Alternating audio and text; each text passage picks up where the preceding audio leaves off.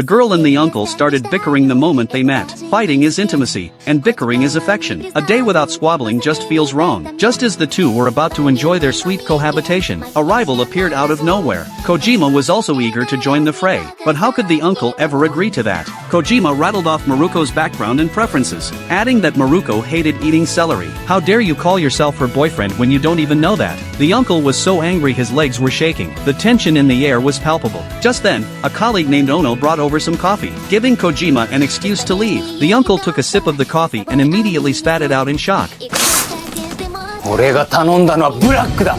Ono helped him wipe the coffee off his clothes. Unfortunately, a female colleague passing by caught sight of this scene. That evening, the uncle returned home to prepare dinner, and noticed that Maruko had finished her bento box completely. Then he remembered what Kojima had said about Maruko hating celery. Could it be that she had fed the celery to Kojima instead?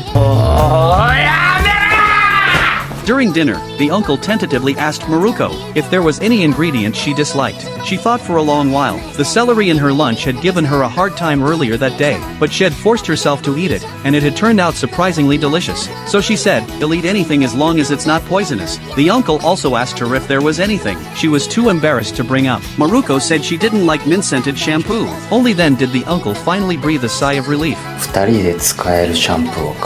The two began searching online for a suitable shampoo. The uncle shot her a mischievous grin.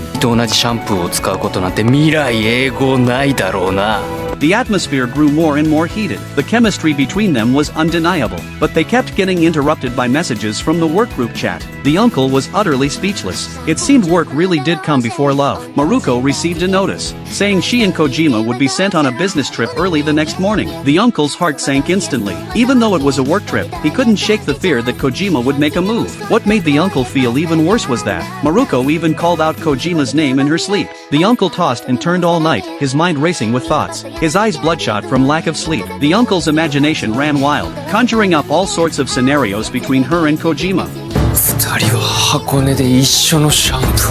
He definitely didn't want to be the one left heartbroken. On the other side, the two arrived in Hakone. Sure enough, Kojima confessed his feelings to Maruko, but Maruko dodged the question by playing dumb. After wrapping up their business talk with the client, a tired Maruko was about to send the uncle a text message, but instead received a text from Kojima, saying he would come to her room shortly. Maruko panicked immediately. What was she going to do?